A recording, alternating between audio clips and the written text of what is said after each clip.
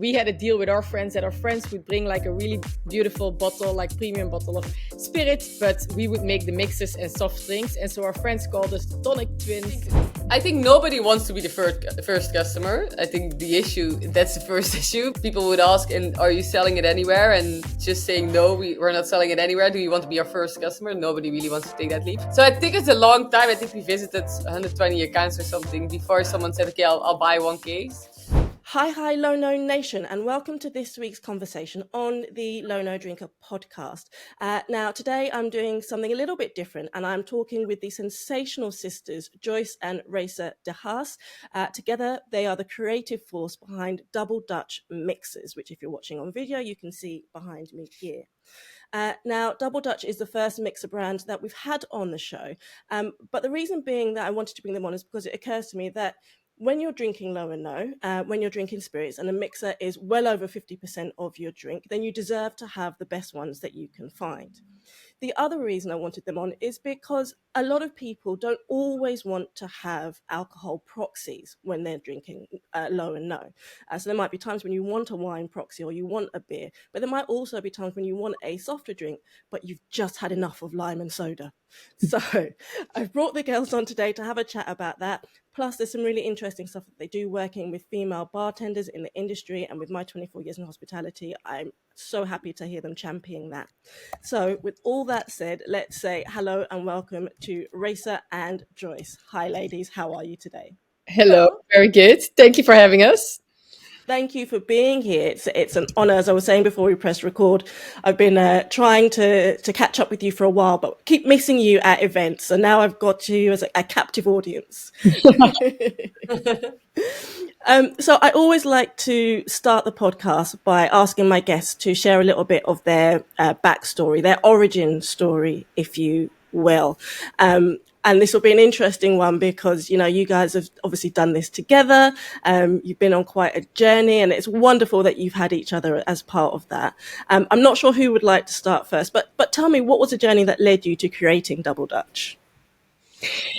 So we always, basically our background on like where we grew up has always been very much with drinks, and kind of hospitality has always been something that we grew up with.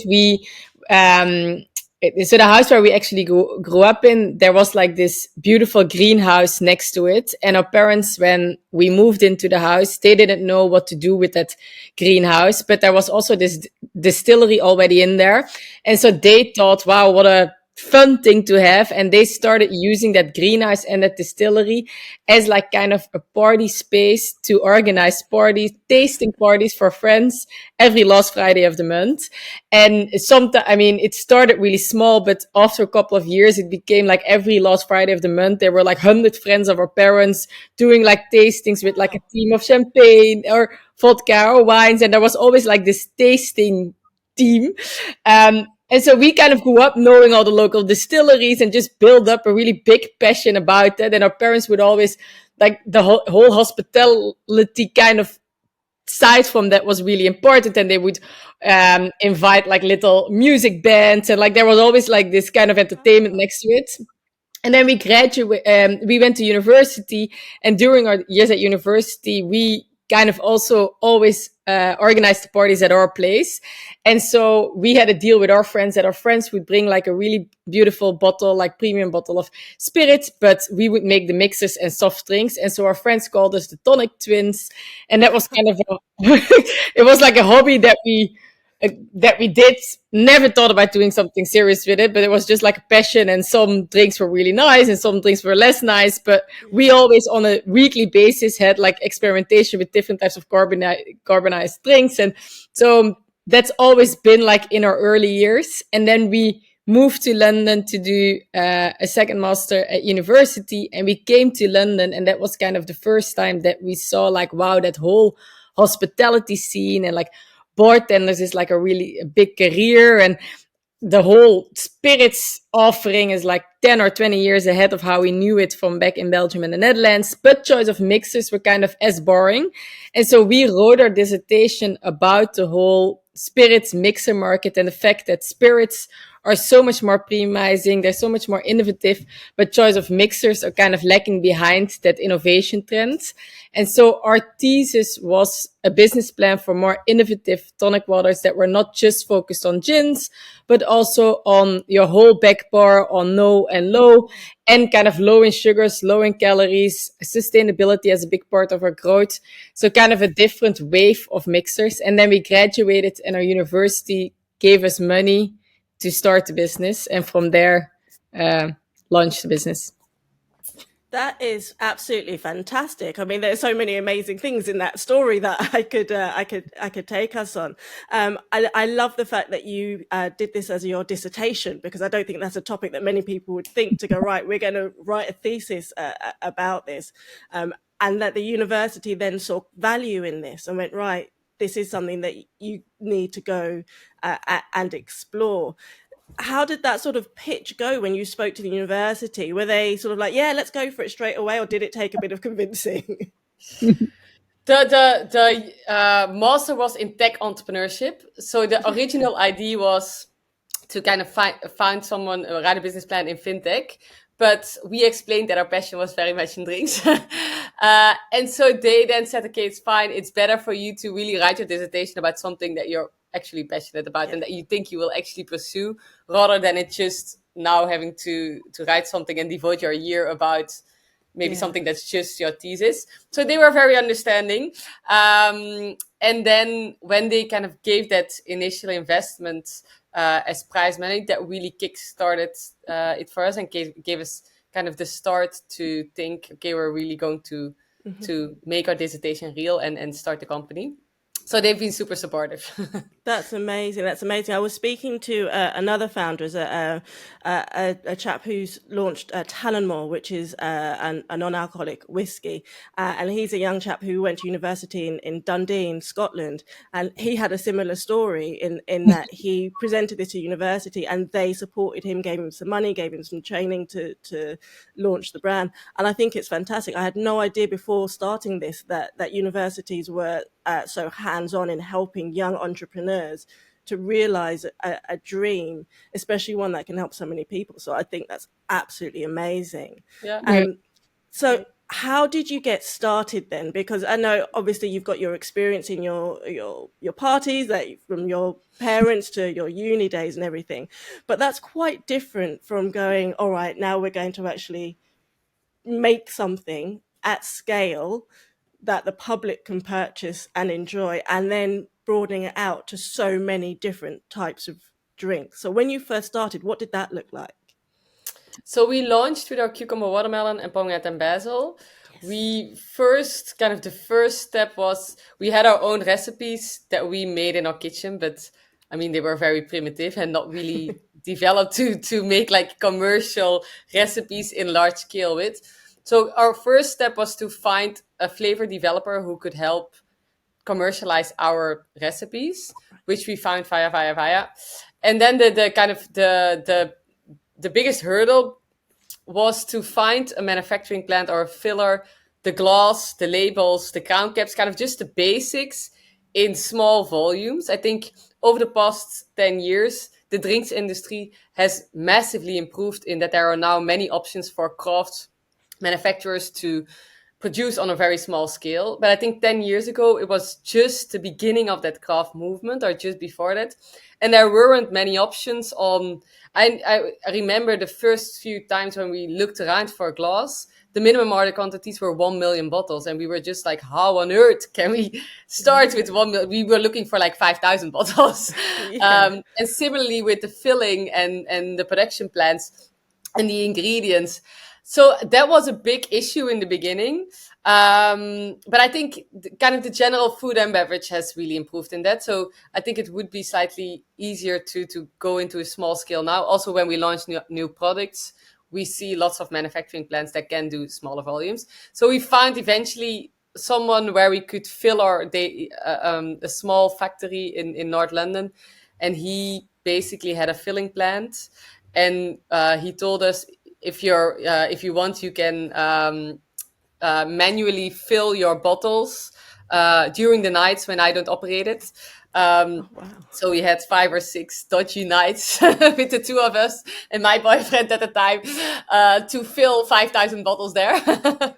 And that was kind of our first batch. And then we focused just on sales. And we started focusing on hotels in Mayfair. And then we went to premium, kind of the pubs in Mayfair, to the cocktail bars in Mayfair, very much focused just on one small area. And then from there on, kind of when we visited most hospitality accounts that we thought would be a good fit to Double Dutch, we moved to Soho next door. We did the same, and kind of just very small account per account, passed by with samples and tried to convince kind of first customers. Wow, so you were literally there with your drinks in your hands, walking around, just going in and pitching and going, "Hi, can you get our drinks, please?" Yeah, exactly. Amazing. Lots of no's. Okay, I was going to ask you, what sort of reception were you getting then? Was it, did you have to lock on a lot of doors before you started making the progress that you wanted to? Yeah, I think nobody wants to be the first customer. I think that's the first issue, because people would ask, "And are you selling it anywhere?" And just saying, "No, we're not selling it anywhere. Do you want to be our first customer?" Nobody really wants to take that leap. Yeah. So I think it's a long time. I think we visited 120 accounts or something before someone said, "Okay, I'll buy one case."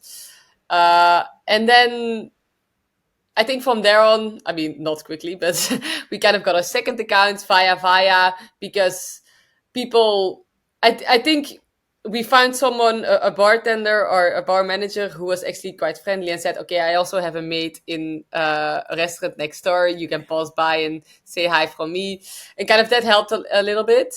And then kind of bar per bar, hotel per hotel, we got our first few 10 customers, which we went to a wholesaler with and said, because the issue is that no bar wants to buy from drinks brands directly. They want to buy from a wholesaler. Yeah. The wholesaler doesn't want to stock you unless you have 25 accounts from that wholesaler. So it's such a chicken and the egg, which I think everyone has the same issue. Everyone who's starting a drinks brand, that whole wholesaler hospitality relationship is it's such a vicious circle. But then eventually we found one wholesaler who was willing to take us on a sale or return basis, and we gave him exclusivity and some very bad terms, but eventually it worked out, and we got our first wholesaler on board.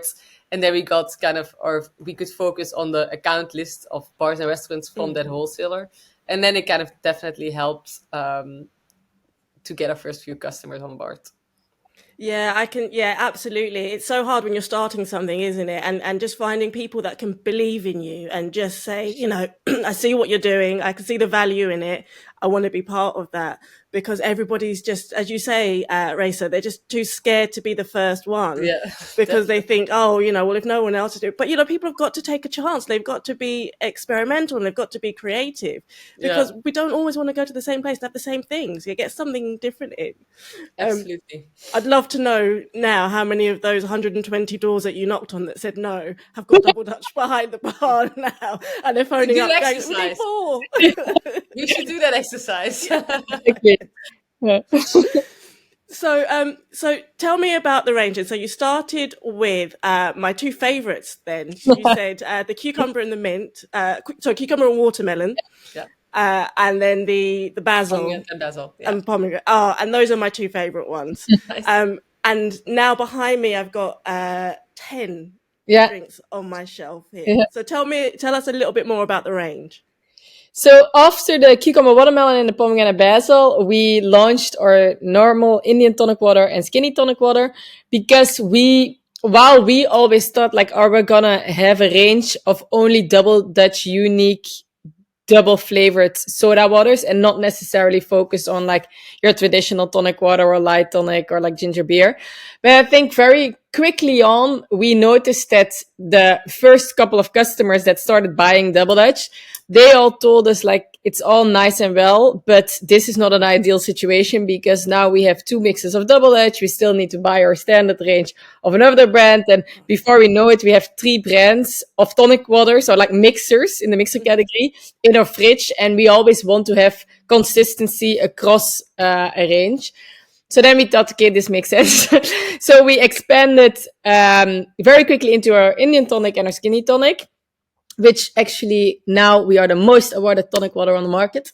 So very proud on the tonic water. It's definitely less bitter. So we always, with our flavors, but also with our standard mixers or premium mixers, but standard, like more traditional flavors, kind of always have worked on flavors that are not really overpowering, and kind of I really believe in Raissa as well, that if you drink whatever drink paired with mixer, the mixer is not the key ingredient. The spirit or the non-alcoholic spirit or whatever you're mixing it with, that's what makes the drink as well. So you can't have a super overpowering tonic water, for example. And so our tonic water is quite really easy to drink, slightly more clean and like less overpoweringly bitter. And hence why it's also actually works really well for people that don't drink alcohol, that still have like kind of that more adult taste profile, but not really have that bitterness. So we had our skinny tonic and our Indian tonic quite early on, then expanded with a cranberry and ginger tonic. So compared to the pomegranate basil and the cucumber watermelon, which are both like soda water, so don't have that quinine bitter element, our cranberry and ginger was then the first flavored tonic water. And then from there expanded to with another 7 flavors. So at the moment, our full range is, so we have our cucumber watermelon, our pomegranate basil, our cranberry and ginger tonic, a pink grapefruit, which is getting so much more popular, both in palomas, but also as just an adult healthy soft drink. We have a refreshing lemonade and a double lemon and a soda water. And then we have an elderflower tonic, an Indian tonic, a skinny tonic, a soda water, and then ginger and beer, a ginger beer and a ginger ale. That's quite a list. Yeah. That is quite a list. And I obviously really like the drinks, and I love as well your branding. So I've got your presentation box here, and I just love all the color. There's fruits, there's animals, there's pops of color, there's character, there's personality, and I love that you're taking what are these mixers and saying, look, this is an important part of your drink. It needs to be seen, it needs to be noticed, and it needs to be considered. Absolutely. I think that's really, really important. And as you mentioned, Joyce, for people who are not drinking alcohol, they often feel not seen, not heard, not considered. So I'd love to talk a little bit more about your involvement in the low and no space, because I've seen you at a lot of events where you have drinks on your menu that might be alcohol free or low alcohol. I know that you've worked with other people in this space to help make amazing drinks. What is it that brought you into recognizing that this was a category that needed extra attention and extra care? I think we are seeing in general a major shift towards no alcohol options. And because we started Double Dutch from the idea of Double Dutch should be a super versatile mixers, not just for gin, but we've always from the start said with our cucumber watermelon and pomegranate basil, our initial 2 flavors, you can also put them on your soft drink menu. You don't need to put it in a gin and tonic menu, or you put it in a cocktail. And so we've always had that kind of started from flavor and the idea that you can mix it with anything. So because they are so flavorful and because we use natural ingredients and they're very flavorful, it just works really well as a healthy adult soft drink. And because of that, naturally over the past few years, that percentage of people who are using Double Dutch with alcohol and without alcohol has just massively increased, both in consumers and people, also bartenders putting it on their menus in a mocktail or in a non-alcoholic cocktail, as well as putting it on itself on a menu. And that really just kind of, that's why we started focusing on it more. And I think you can have genuine kind of great experience with low ABV spirits, but also with non-alcoholic drinks and mixers like Double Dutch. So it's definitely super important. And I think we just want to partner with lots of the non-alcoholic spirits, as well as being a proper drink on its own. Yeah, and I think it's also, there were just like 5 years ago, or more, there weren't so many options. And I think we also very much recognize that there should be more options, and especially making easy options. I think sometimes the drinks industry tends to like overcomplicate with products or like serves. And I think what we want to do is just create really easy to make, delicious drinks for people that drink alcohol or drink no alcohol. And I think that part for people that don't want to drink alcohol or want to be moderate in their alcohol consumption, they just don't have really that much of an offering or like that much of choice. And I think with our Double Dutch range, you stock 3 of our flavors in your fridge. You can make 10 different easy serves, drink it within, like, for example, a non-alcoholic gin, or drink it just on itself, and or add a little bit of apple juice to it. Like, just have like fun with it without making it complicated, and I think that's all it should be. And I think it's a healthy choice. It's an easy choice. It's always consistent. I think that's kind of what we stand for. I think that's a really good point as well. And I think, something else that you mentioned before when you were talking about the range and the fact that, for example, your tonics are not super overpowering. They're not quinine heavy. And when it comes to low and no cocktails and spirits and mixers, obviously you've got a different flavor balance, right? A low no gin is not going to have the same punch as a full alcohol version. And so finding mixers that can help support those drinks without overpowering them, I think is really important. Exactly. Yeah, absolutely.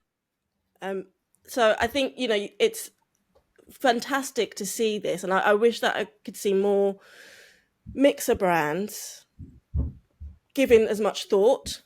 Because I think it's definitely something that gets forgotten. And then the flip side of that is that you have other soft drink brands now that are sort of saying they're making non-alcoholic cocktails.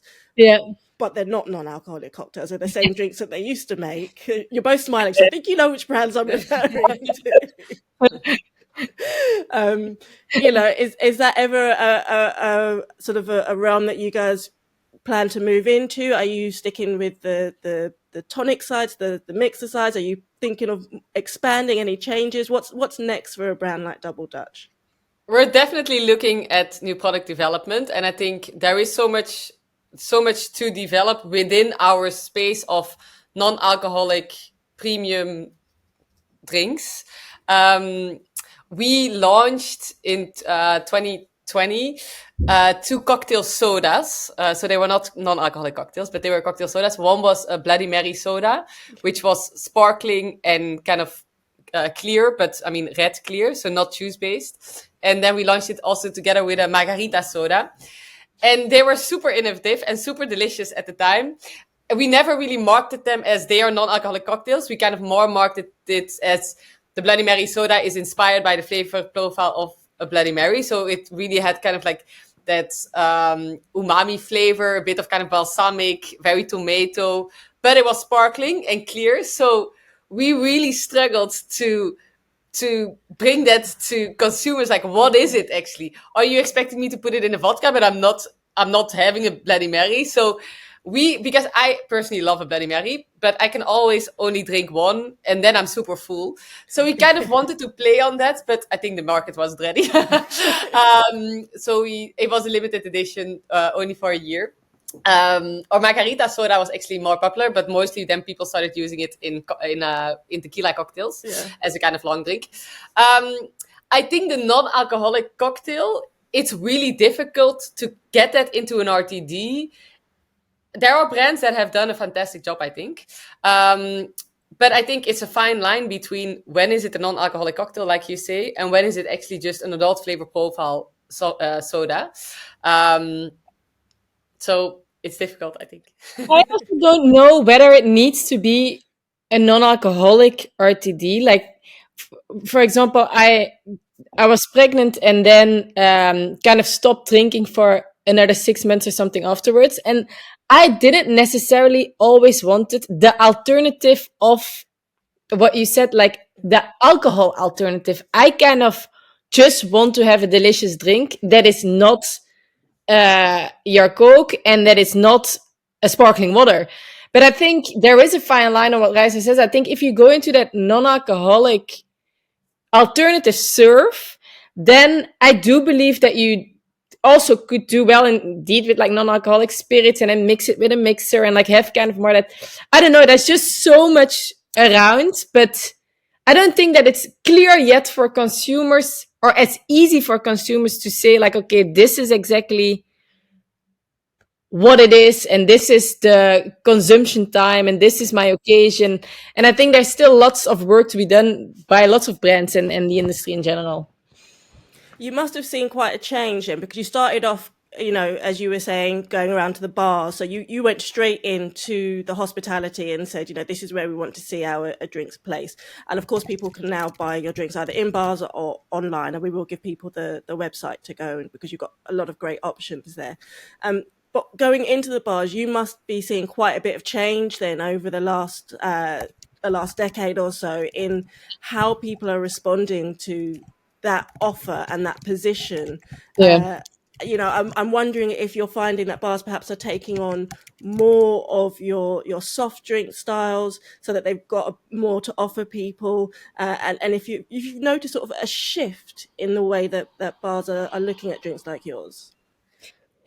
Yeah, absolutely. I think on the one hand side, we just, for example, what is important, like what is an important activation piece for us, and like our brand visibility comes from us creating menus for bars and restaurants. And I think if we compare to like 10 years ago and today, half of the menus that we make are focused on no low, especially on summer. It's focused on spritz serves, no alcohol spritz serves. Like it's just a completely different type of menu where the bars are asking for. I think also the choices have become much more sophisticated. I think 10 years ago, the non-alcoholic options were in a separate sections on the menu. You had very sugary, juice-based non-alcoholic cocktail or mocktails. And I think now it's people are increasingly prioritizing kind of mindfulness in their social lives, and I think it's part of a menu.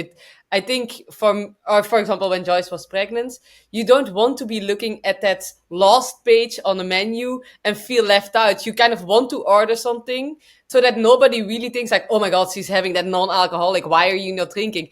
You kind of want it to be part of the normal menu and just feel whether you're drinking or not, be part of the social interaction. So I think that has massively improved, and just more sophisticated flavor profiles as well that are not super sweet, but that are more mimicked towards standard cocktails and flavor profiles. I think that pregnancy position is a really interesting one as well, because, most women, when they're pregnant, don't want to tell people straight away. It's pretty standard that you wait a few weeks before you tell anyone, but you still, might be going out, you're having some work drinks, you're socializing with friends. And, as a woman, if you say, I'm not having alcohol, the first question is, oh, are you pregnant? And then you're like, antibiotics. Yeah, exactly. Something. But wouldn't it be nice if it was just so normalized that you were ordering a non-alcoholic drink that nobody sort of batted an eyelid? Indeed. I think, for example, So House, they actually do well. They have a Vibrante spritz. And like, I know now that it's a non-alcoholic serve and it has Double Dutch on it, so even better. But I know, like, it's not called anything like not a Negroni or a non-alcoholic beer or whatever. It's just a Vibrante spritz. I know that there's no alcohol in it, and that's my go-to drink if I'm like in a work lunch, for example, and I don't want to drink or anything. So I think that, and it looks beautiful. It looks like any other drink. So yeah, absolutely. That naming piece is so important, isn't it? That the no Groni, the no Hito, the virgin mocktail. What a virgin's got to do with the drink. Yeah. Exactly. Absolutely. Yeah. Let's stick with bars for a little bit. I'd love to talk a little bit about your projects and your scholarship. Your passion for helping women in hospitality, I think, is so admirable. Obviously, I have a long career working in bars and restaurants and clubs and things, so I can completely see where this has come from. But tell me a little bit about it. How did this project come about, and why is it so important to you? Yeah. So we just finished our 4th year, so we're going into our 5th year next year. So it's an initiative that we started in 2020, and kind of we started it to create more opportunities for women in the bartending world, because traditionally it's super male dominated, but also the nature of hospitality and the working hours and the environment makes it just less attractive to a woman. Once you start wanting to have a family, then those hours become just increasingly more difficult for women than for men. That's just the sad reality that it is. Yeah. So kind of, I think therefore, when we started, there were so little women in senior positions during, for example, tenders or on managerial positions, or it was also male dominated. I do think over the past 10 years that has massively increased, and lots of the senior decision makers now are women in hospitality. So I think that on the side, massive improvement in hospitality in the UK, I think. But kind of we just saw that there were just so little women visible in the industry. And so we wanted to change that by providing support, resources, and kind of a pathway for talented women to kind of develop their skills in hospitality. So we basically organize a 12-week program per year with, it's often 12 women. Nothing to do with the number 12, actually, now I think about it. We should change it. So basically, we just give them kind of specialized training and mentorship in collaboration with some really amazing women and men industry experts, and where we basically give them a support and mentorship on both technical skills, so to help them in bartending, so going from mixology or how to produce profitable menus, or how to do kind of food pairing, or kind of more or how to flavor profile different cocktails or non-alcoholics, to so that's kind of more the technical part. And then a big part of the program is also more personal skills. So, for example, we run sessions on what are the options after your bartending career, whether that is in hospitality or going to the other side, like brand side, or opening your own bar, or going into consultancy. So it's quite a broad range, as well as kind of mindfulness, how to deal with longer hours. So it's very varied, and it's very much about kind of the program and learning new skills, and kind of maybe giving a new view on, outside of hospitality, you have built such an amazing skill with in hospitality, because I think your social skill, I mean, not your pure actual skills, but I think anyone coming from hospitality, I do think are just their EQ is so much. You've dealt with really angry customers. You've dealt with drunk people. Need to manage them, put it all together, put them back to their seat. I think being in hospitality, you do get such good social skills. So I think that's a big part of it, but also the support network around it and the community building, and kind of just fostering mentorship and friendships and a little community. And I think over the past years, we've definitely also learned a lot on how we run the scholarships, and this year was really truly amazing, and I think the best year we've done, because it was the 4th year. It was the first year that we did all the sessions, or most of the sessions, in person. So we kind of took all the learnings from the first 3 years. We had a really great group of scholars, and everyone was super invested. And we still have lots of contact with them still. So I think it is the scholarship itself is very much improving also on the courses that we give. It was also a learning curve for us. So I think now going into the 5th year, I'm really super excited for next year, and just happy to be celebrating more women. And I think even if we make a tiny small change, I think it's also good for awareness. And I do think it's on smaller companies like us to give back to communities, because if we don't do it, the bigger companies are definitely not going to do it. So, and it's a lot easier for us to implement it. So it's definitely something super close to our hearts. Yeah, and then we are also part of this community called Raising the Glass, and it's founded by Rom, who is the head buyer at Co-op, and it's this community bringing any woman from the drinks industry together. So whether it's women in accounting jobs at wholesalers or whatever it is, like any woman within the industry in one way or another. And she also has her own podcast, and I think that's also an amazing initiative. Like whether I think our female bartendership is so much focused on like those 12 graduates and they are really being nurtured, and that's fantastic. But then those initiatives like the Raising the Glass, it's much more open to so many people, so much more women in the industry. Sign up to it. It's amazing. Yeah, it's Another amazing. one to sign up to if you're a woman is Buy Women Build. I don't know if you know it, BWB, which is an initiative that champions businesses founded and led by women. And it's more kind of, if you don't see it, no, what's their tagline? You can't be it if you don't see it. So to kind of put a spotlight on more female founded brands. And to kind of promote gender equality in entrepreneurship and encouraging consumers to buy more female led brands. They also do amazing events and networks, and it's such a great community who's been super supportive also. So I do think there are so many now more and more support networks for women in drinks or not in drinks.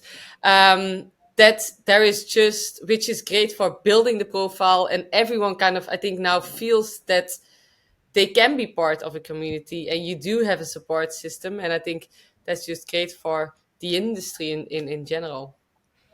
When you were talking about the course, I was just blown away. I mean, I'm thinking back to when I was working still in the bars and restaurants. I would have loved something like this because I can imagine, yeah. You know, I mean, I left hospitality in 2019. So I went on maternity leave with my youngest, and then COVID hit in 2020, and I never went back. But prior to that, it was 24 years. And you are right, it is a very, or at least it was when I was there, a very masculine-led industry. And I've worked in lots of different types of environments as well. And there have been women around, but like myself, our behavior, our language, the way we communicate, everything had a masculine air about it because it was very much led from the top down by this masculine energy. And one of the reasons is interesting. You mentioned, you know, going on to other things as well. So within, yes, frontline hospitality, but also within the rest of the industry, because the reason why I didn't go back to hospitality was because I had two children. I had a 2-year-old and a newborn. And I was at the time I was working in events sales, and I was heading up a department, and I was like, there is no way I can go back into another company, do what I do on the salary that I want, and work the hours that fit around my kids without having to do the late nights, you know, the 60-hour weeks. And it's just, it couldn't and pick work. up childcare in the middle of the day, and it just doesn't work. Yeah. No. Absolutely not. You know, and I even remember at one point I had a female bartender. There weren't many. Most of my career, the bar staff were mostly guys, and the wait staff were mostly girls, which I'm sure you've seen. And she had a young child, and it was the first question. It was like, how do we manage childcare around the shift work that is, you know, a venue that's open till midnight? Yeah, because there are just no provisions for it. And the management don't know how to handle it as well. So even if they do want to do something about it, they're like, well, I don't, what's the solution? How do I fix it? Yeah. Even if they want to do something about it, it's just a difficult environment. How do you do it? I do think since COVID, not in actual, if you actually work in bars, but I think if you work on the office side of hospitality, I do think it has improved a lot. But still, working in hospitality, it's a difficult environment to combine with having a family. Absolutely. I think it's absolutely amazing hearing about this, and I'll definitely make sure it is linked to below for people to go and check it out, and the other projects that you mentioned as well, because you know we've got to champion the diversity that needs to come into our industries so that we can stop. Let's get to a point where we don't have to do this anymore, where there is that equality and we can just get on with making great drinks. Absolutely. And also, I think men are really fantastic human beings. Yeah, of course. They're great. And it's not about excluding men outside of this hospitality. It's just about inclusion and getting minorities back into the industry and kind of championing just like minorities within an industry. And I think it's, for example, interesting, like in the female bartender scholarship that we do every year, we probably even have more male mentors than female mentors. And I think that's also great. You all want to support for free. So I do think that there are also lots of good men, human beings there who want to help support the cause. Absolutely. There are great men out there, and this projects like yours are not about saying that, we need to get all the men out. It's about saying, let's make this even. Let's be aware of the fact that there are considerations that affect certain types of people more than they affect other types of people. On the flip side, I think there's a lot of things that need to be done for men as well. For example, we were talking around childcare, paternity leave for men, whether in hospitality or anything else, giving them 2 weeks, that makes absolutely no sense. So there's equality in a lot of places that we need to get right. And like we say, so then we can stop talking about it and just get back to making and enjoying our lives and our great products and services. Exactly. So before I let you go, let's tell people where they can go to find your amazing drinks. And then I have my last question for you. So if people want to go and try some amazing Double Dutch and find out more about the Double Dutch sisters, where do we send them? You can buy us on our web shop on doubledutchdrinks.com. Or if you're shopping on Ocado, you can add it to your basket, or also on Amazon and Amazon Prime. So if you're shopping there, you can always add it. And if you want to follow us on Instagram, we're also on Double Dutch Drinks. We do great giveaways, and we talk more about our female bartendership. And when when we open it next year, which is going to be in Q1, if you want to enter our scholarship, that would be great. Amazing. I'll make sure that's all linked for everybody so they can they know where to go and find you. So my last question is one that I put to everybody who comes on the show, because I am very passionate about spreading the love and appreciation for low, no and light drinks around all of Low No Nation. So bear with me whilst I get you to enter into your imagination and pretend it's a nice, hot, sunny day wherever you are. And you are off to a barbecue at a friend's house. The seasons are changing. I might have to change this to a dinner party, but we'll stick with barbecue for now. And on that day, you are choosing not to drink full strength alcohol, other than, of course, bringing along some amazing mixers and softs from the Double Dutch range. What other drinks do you like to enjoy from the low, no or light category when you're choosing not to drink full strength alcohol? And we'll start with you, Joyce. I love Thompson Scott. It's also founded by this fantastic woman, Amanda, which is really great. I think they offer a really, and I think that's rare, really delicious non-alcoholic wines and sparkling wines. And I really love drinking it. Yeah, the naughty range is absolutely lovely, and then she's got quite a good selection, isn't she? Because there's sparklings and there's stills. That's amazing. Yeah, there's rosés and fantastic. Nice. And what about yourself, Raissa? What do you like to enjoy? I think there are some great non-alcoholic spirits. Caleño, I always like. I drink it a lot with a ginger beer, super delicious. Everleaf, super nice. And Pentire, they're probably my favorite non-alcoholic spirits, but there are so many. We have a local actually here in Belgium. It's Botan. They make non-alcoholic cocktails, but proper cocktails. I mean, like super, super delicious. I did a blind tasting and I didn't even notice that it was non-alcoholic. What were they called? They do like crazy flavors like wakame and yuzu, pear, thyme, rosemary. They're all still, so not sparkling. And they're also super expensive, but they are absolutely worth their money. They are super delicious. Yeah, Botan it's called. So Btan. Botan. Oh, okay. I'll check that one out. Never heard of that. Yeah, Potivo, also not a good non-alcoholic spirit, actually. There are many. Amazing. Great suggestions. Raissa, Joyce, thank you so much for joining me today. It has been an absolute pleasure talking to you. Amazing. Thank you so much for having us. This was great.